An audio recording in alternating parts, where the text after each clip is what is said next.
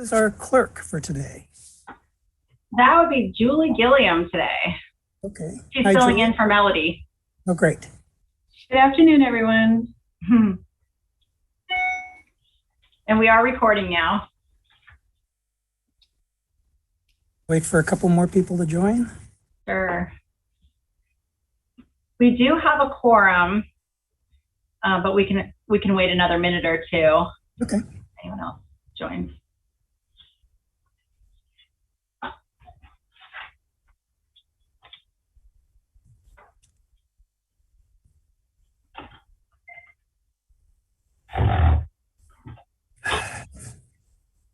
So here we are, all back in Zoom again. I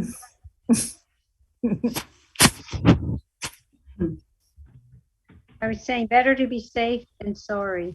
It's true. Definitely true. Mm-hmm.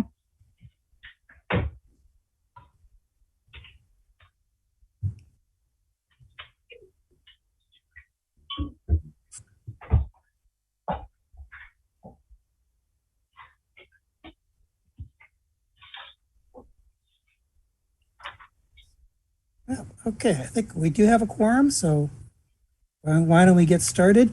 Before we do start, my normal reminder to everybody, all the commissioners, when you want to speak, remember to unmute yourself and state your name. Good afternoon, everyone. I'd like to call the August 17th, 2021 Senior Citizen Commission meeting to order at 2:02 p.m. All right, I will call roll. When you hear your name, please state present for the record. Commissioner Rao. Here. Commissioner Hanwit. Present. Commissioner Angel. Present. Commissioner Ling. Present? Commissioner Lurchbacher. Commissioner Farley. And Commissioner Kramer-Levander. Let the record show all commissioners are present except for Lurchbacher, Farley, and Kramer-Levander. Thank you. Commissioner Hanwit, would you please lead us in the Pledge of Allegiance? Okay. I pledge allegiance to the flag of the United States of America and to the republic for which it stands, one nation, under God, indivisible, with liberty and justice for all. Thank you. Today, our guest speaker is David Schwartz, an attorney from Elder Law and Advocacy, a nonprofit organization providing legal services for seniors. Thank you, David, for joining us today. Thank you for having me.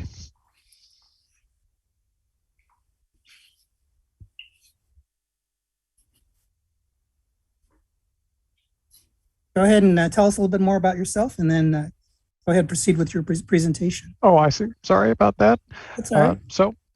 Yep, my name is David Schwartz. As Mr. Ling said, I work for a 501c3 nonprofit, Elder Law and Advocacy.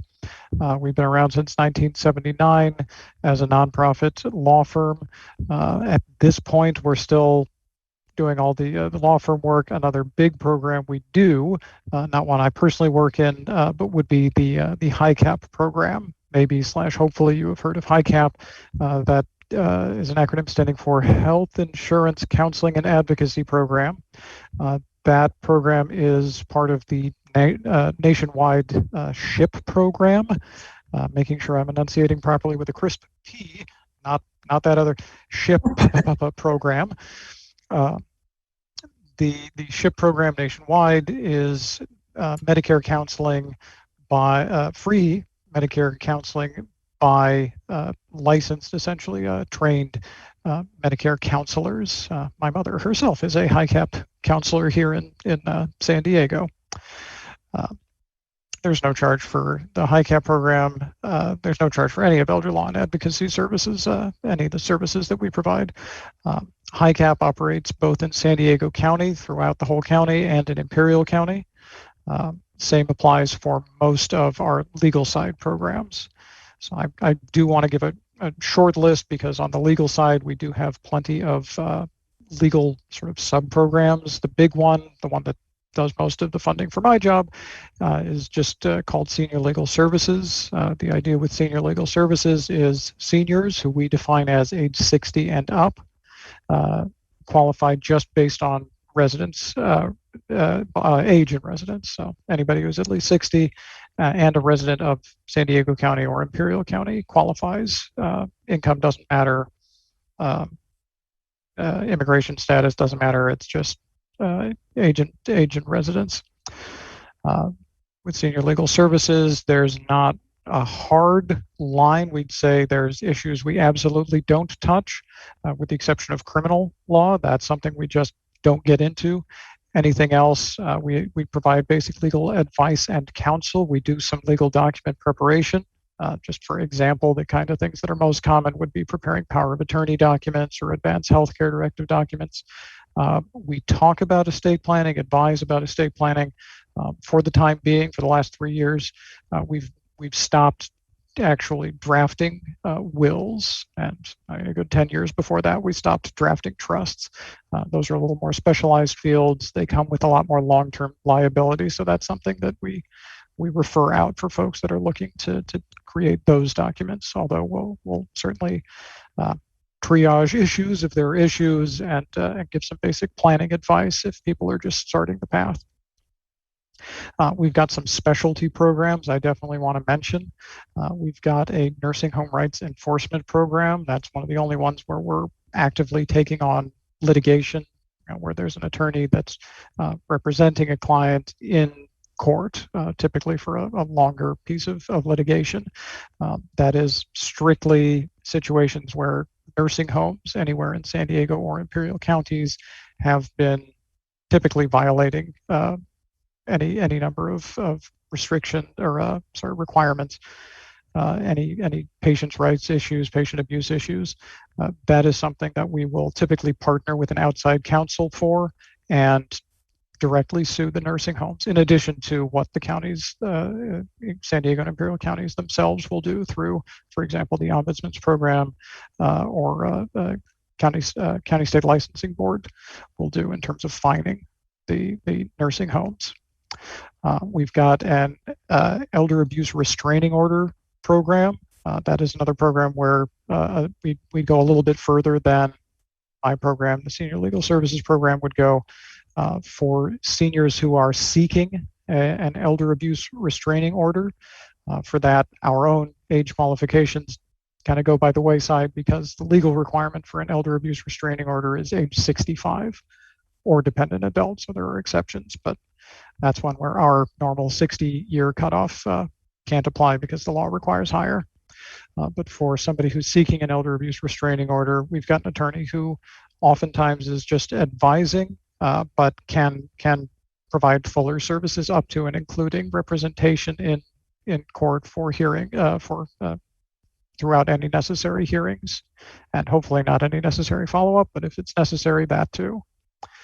And lastly, we've got a homelessness prevention program, which, like it sounds like, is addressing, especially right now with the patchwork of city and county and state and hopefully federal guidelines that are further limiting unlawful detainers, the eviction process through the COVID-19 sadly ongoing epidemic.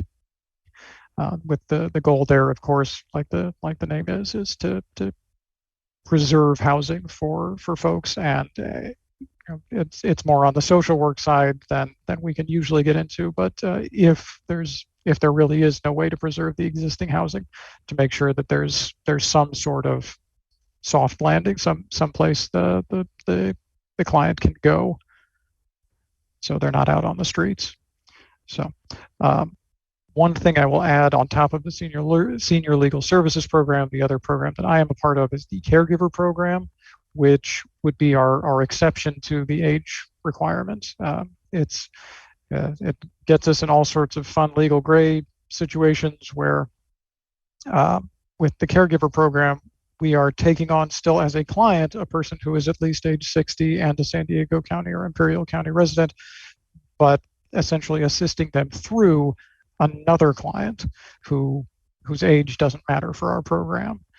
So typically it's a child, a son, or a daughter of somebody who, for whatever reason, is not physically or mentally able to contact us directly. But that is another program we work on where we can, if we're not directly helping the senior by talking to the senior, we're helping someone help that senior.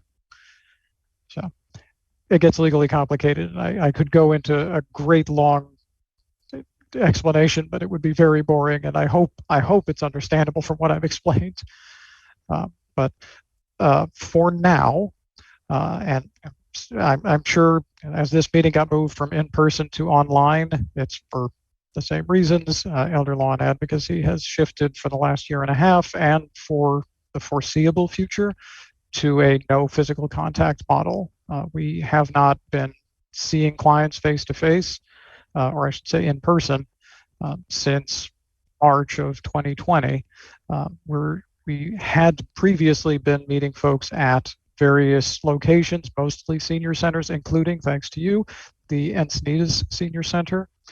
We're hoping to return to that, but the senior center itself has its restrictions, and certainly on our end, we're being, I'm going to say, as beyond as cautious as necessary. We do not want to be spreading, especially when all of our interactions are going to be with, by definition, vulnerable folks. So for now, we're still meeting with folks by phone or very, very rarely through higher tech methods like Zoom or Microsoft Teams. So those are the services we offer. If anything I said didn't make sense, that's not surprising. So please let me know if you have any questions. Commissioners, do you have any questions for David? Commissioner Rao? This is Commissioner Rao. David, thank you for what you do. It's an area that's important to me personally, and I think to our community. Can you give me an idea of some people that you've been most successful helping? It's hard to tell where successes will come.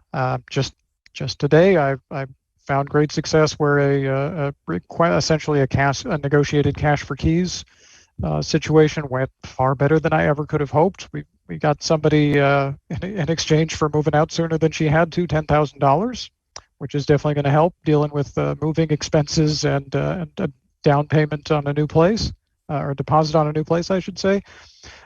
But typically the most satisfied clients I'm going to deal with are folks who are looking for something that we can offer. Oftentimes somebody might contact Elder Law and Advocacy looking for more than we can offer, looking for representation in a lengthy piece of civil litigation, which goes beyond what Elder Law and Advocacy can do. So if somebody's coming to us for that, they're probably going to be disappointed. If somebody's going to come for us for advice on estate planning, maybe preparing planning documents, whether it's lifetime planning documents or post-death estate planning documents, they're going to be happier because that's something we do. David, I have a question. This is Commissioner Angel. Mindful that you just did mention estate planning and assistance with regard to those documentation is actually within your wheelhouse. Who specifically or what steps specifically would a senior take to initiate that process? So it depends where they're starting from. So if somebody's coming to me and they have no planning documents in place, then it's going to be a pretty lengthy call where I'm going over the whole concept. Here are your lifetime planning documents, your power of attorney, your advanced healthcare directive. Here are the distinctions. Here's what they do. Here's what they don't do. Then talk about estate planning documents. Here's what wills do. Here's what trusts do. Here's what the whole probate process is. Here's why you can do more with a trust, but there's more work involved, so it's more expensive. And then kind of go from there, depending on what they want to create with us, or what they might want to create with a private attorney as far as estate planning documents go. As opposed to if they've already got documents. Somebody calls, as often happens, and says, "Oh, my spouse and I created a will, but it was in another state, or it was 10 years ago, or both." Then it becomes, well, we can look at the documents, we can see here's what these say now. We'll make sure California is going to apply the same, apply full faith and credit to anything that was valid in any other U.S. state. So presumably the old docs are still good, but we'll review them and make sure that what those documents say still match with what the client wants now. And if there are changes, we'll talk about the options for making changes, either replacing the old documents or amending them. And one additional follow-up question, David. What, if any, fee would the senior incur if, in fact, your organization can prepare the documents requested for the individual? So an excellent question, and of course a very important one. There's no fee, there's never any fee for any service elder law and advocacy provides. The issue would become, here are other things you need to do to complete these. So for example, I'll create a power of attorney for somebody, there's no charge for that. To finish it, to execute the document, they do have to sign that with a notary. So they're not paying us, but they are gonna, unless they have a notary friend or something along those lines, there is going to be a cost. Usually it's around $20 for the notary stamp. That's paid to the notary, not us. We don't have a notary on staff, and if we did, they wouldn't be interacting with them in person right now because of our COVID protocols. But so just to make sure you understand, there's no fee that we charge for any of our services, but that doesn't mean that the whole job can necessarily be completed without cost to the seniors. Okay, so appointments are available on an as needed basis, scheduled over Zoom. What does that look like now? So right now, and it because we're still splitting up by region as though we were physically still going to sites, with the anticipation that we are going to return to that. We still split up cases regionally. I am the North County attorney for the North San Diego County region. My wait is 3 to 5 business days when somebody makes a first call to us, between when they get a first contact from me. After that, that's the initial wait. If things can get done in one phone meeting, great. If not, there isn't any additional, at least not mandatory wait. So if there's follow-up that needs to happen the next day, it can happen the next day. If I need to wait to get a document that doesn't get to me for a week, well, then it's going to have to wait that week. Wonderful. Thank you. Would you please leave your contact information with Christy or whomever else you might be able to leave it with? Or I'd like to have your contact information. Absolutely, will do. Thank you so much. Thank you. And this is Manager Goodsell. Commissioner Angel, I just wanted to let you know that we do have the Elder Law and Advocacy phone number printed in the Recreation Guide on page 26, and you can find the contact phone number there. Mm-hmm. Thank you very much. Thank you. All right, thank you. I see Commissioner Lurchbacher is here, and he's got his hand up. Oh, you're still on mute. Boy, like a good little Catholic boy. All right. So, David, do you know CRC? Are you teamed with them? Are you connected with them in any way? I'm sorry I was late, so I might have missed that. CRC, can you give me the full of it? It doesn't ring a bell. They're right on 2nd Avenue in Encinitas, and they Community Resource Center. Yeah, and they do something. You would be a resource for them, and maybe vice versa. So, I can connect you with John, and I'm sure that he would love to figure out how to partner with you, because it just sounds like a nice combination. Yeah, I'd appreciate that. As far as I know, that's not an organization we have direct ties with. Okay, yeah, and they'd be excited about tying with you, because there's a lot of legal things and they don't have lawyers, so that it just sounds like a nice segue. That's it. Yeah, some of their clients. Okay. So Community Resource Center is a nonprofit organization. They work with seniors, with homeless. I think it does look like a good match, potentially. This is Commissioner Ling again, David. I have one more question for you. Do you find yourself working a lot with family members on behalf of their elderly parents? Is that something that happens a lot? I can tell you pretty easily by looking at, because I have to split my time between our senior legal services program and caregiver program, that it's 4 to 1. 4 to 1, 4 times out of 5, I'm dealing with a senior directly. Okay. So 1 out of 5 is through the caregiver program, where I'm helping typically a child. It doesn't have to be, but that's just 99 times out of 100. It's the child of a senior in order to help that senior. Okay, great. Thank you. Anyone else have a question? Oh, there's Commissioner Hanwit.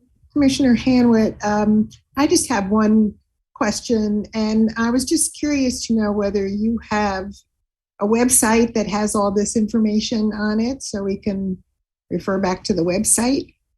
We do. Our website is, and it's one of the joys of being around since 1979 is, and also not quick to adopt, I have a feeling. So our website has not the words elder law and advocacy don't appear.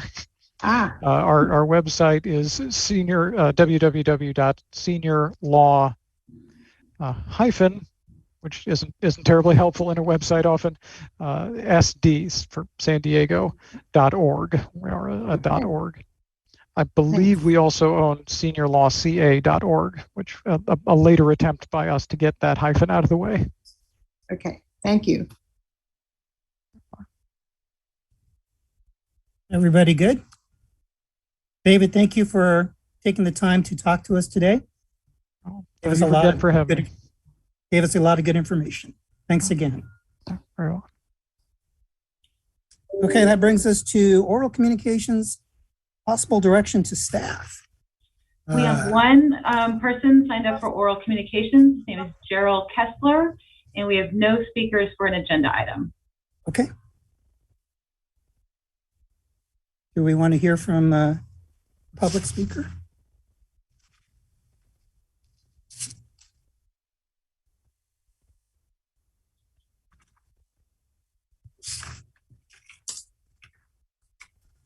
I'm sorry. Julie,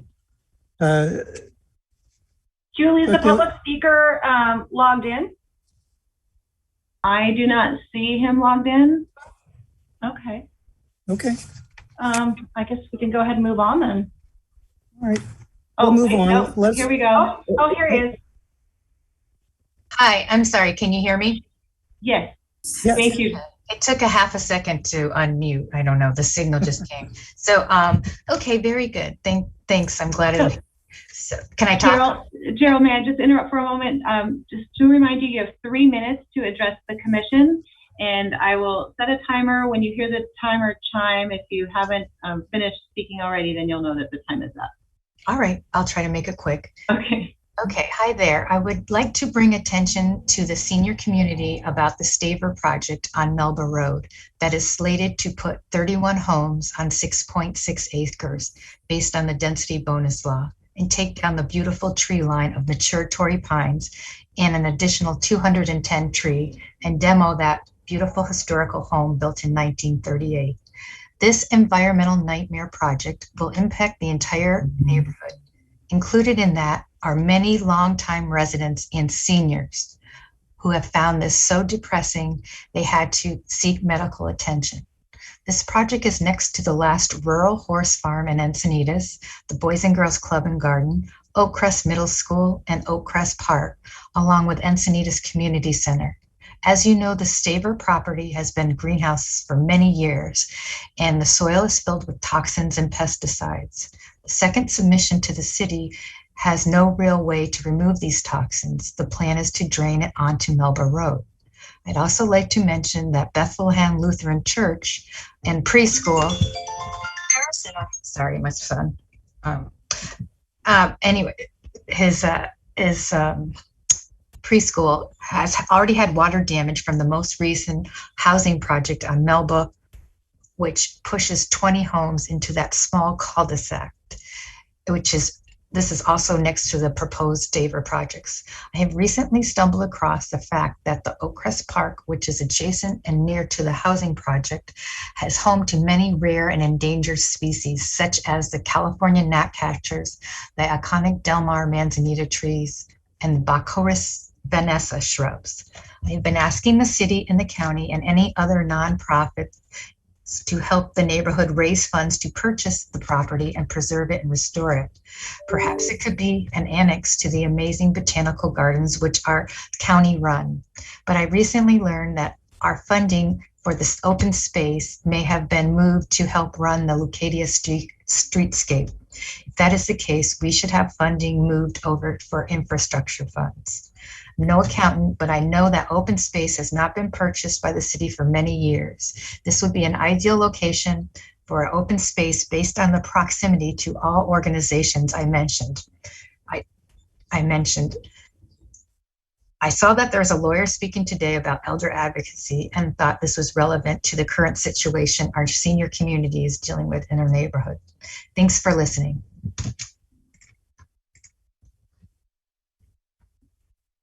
Thank you, Gerald, for speaking today.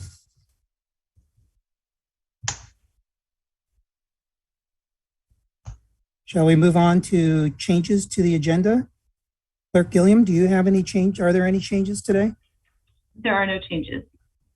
Okay, let's move on to approval of the minutes.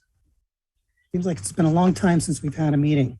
So we're going to look at the June 15th, 2021 meeting minutes. Are there any changes at this point to the June 15th, 2021 meeting minutes? No, there are no changes. Is there a motion to adopt the June 15th, 2021 meeting minutes? So moved. Second that. Commissioner Lurkbacher And has Hamlet. moved and Commissioner Hanwit has seconded. Clerk Gilliam, can we take a roll call vote? Yes. Commissioner Ling, Aye. Commissioner Angel, Aye. Commissioner Hanwit, Aye. Commissioner Lursbacher, Aye. Commissioner Rao, Aye. and we have Commissioners Farley and Kramer-Levander still absent. Let the record show the vote passes, 2 in favor and 2 being absent. Thank you. That brings us to action items and the Senior Citizen Commission Annual Work Plan Review. We'll start from the top of the list, community outreach. Item 1, attend city-sponsored events serving as city ambassadors. Does anyone like to provide updates from the last couple of months? This is Commissioner Angel. This month, August, I attended a city-sponsored event, Dog Days of Cardiff, which was a week ago Sunday. I acted in an official capacity in that I was the judge for all of the dog contests. It was a rough thing to do, no pun intended, but I did it. Thank you. Anyone else? This is Commissioner Hanwit. On August 10th, I attended the City of Encinitas Mobility Element Community Workshop, representing New Encinitas, and had an opportunity to suggest for better pedestrian crossings on El Camino Real. It was very interesting, a lot of community input. Yeah, my understanding is that Mobility Element is looking forward quite a few years and invested not only in automobile traffic, but now pedestrian, cycling, and other modes of transportation, Yes. including public transportation. Exactly. Yep, exactly. And they're going to have more workshops like this one with asking for more community input. So, and you can provide input online too, if you have something that you want to let them know about. Okay, great. Thank you. Anyone else for item 1? Yes, this is Commissioner Rao. Commissioner Fairley and I attended a veterans group to help veterans in every way. It includes a wide range of both elder as well as active duty and younger veterans. At VAPS, at the Veterans Association North County. Okay. Can I move to the next topic? Item 2, identify guest speakers for monthly meetings. Any suggestions, or Manager Goodsell, do you have someone lined up for next month?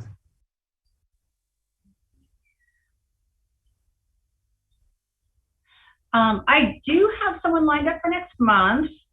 It's a bereavement counselor, and that would be for the September meeting, and that was for the request of one of the commissioners at one of our previous meetings. Terrific. Item 3, direct marketing of safety-related messages to senior citizens. Any updates in this section? None this month, no. This is Commissioner Rao. Thank you. Item 4, continue partnership with the Encinitas Rotary Club and explore other Encinitas Service Club partnerships. So city staff and I attended the Rotary Club meeting this past week where they announced and presented the awards to our 2020 Senior Citizen of the Year and our Lifetime Achievement Award winners. And that was a very nice luncheon event.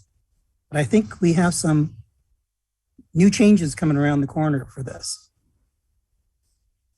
Does anyone want to present that?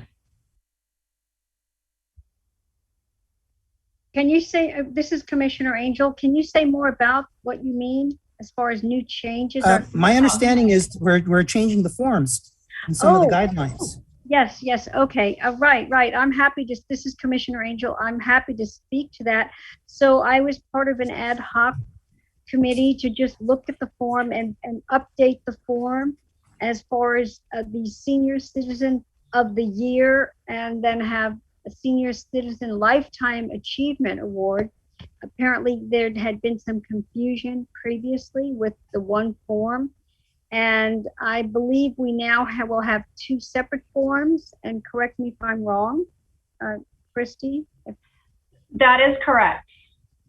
Right, so with the Senior Citizen Lifetime Achievement Award, the requirement is that an individual nominated will have to have been a resident at some point during their life, however, not necessarily at the specific point in time that they are nominated for the Senior Citizen of the Year award.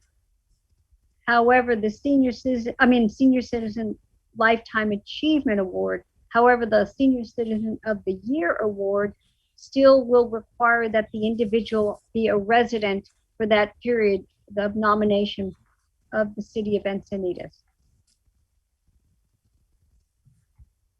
Okay, is that still a work in process? Is there any approval that we need to do on our side in this meeting? We do need to take action if you're ready, if you've had an opportunity to review the nomination forms and you agree that we should go with 2 separate nomination forms to eliminate confusion, then you can go ahead and make a motion to accept and approve the 2 nomination forms. Would anyone like to make that motion?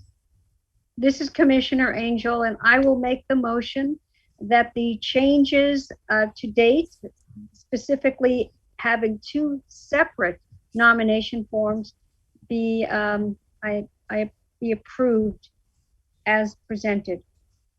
Do I hear a second? Second from Commissioner Lurchbacker. Very good. Clerk Gilliam, can we do a roll call vote?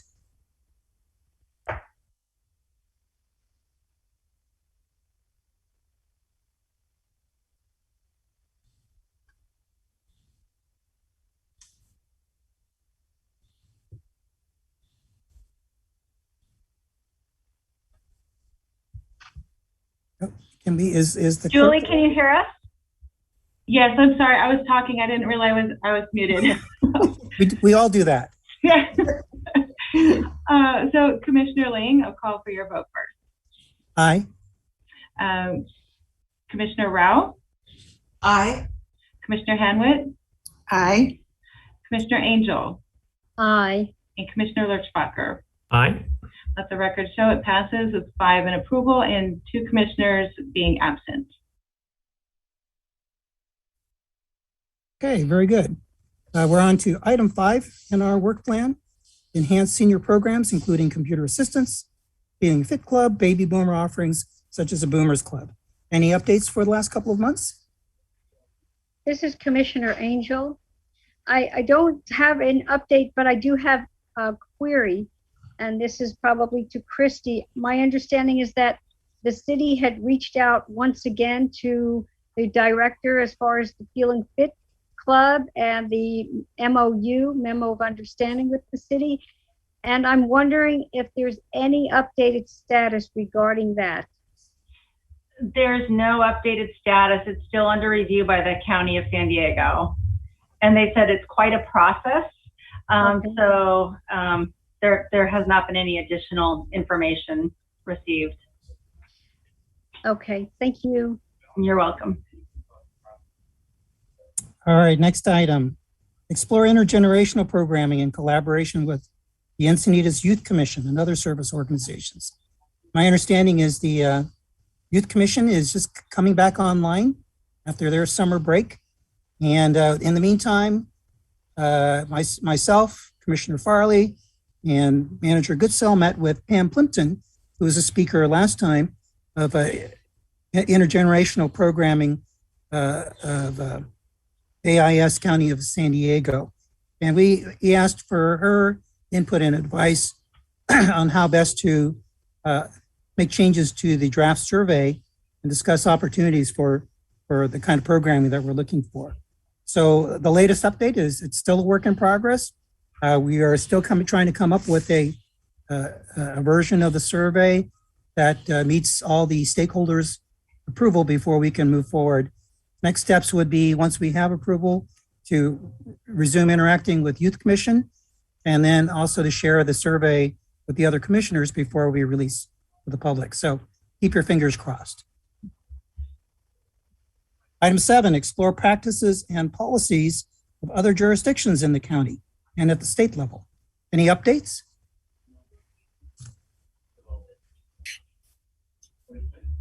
No?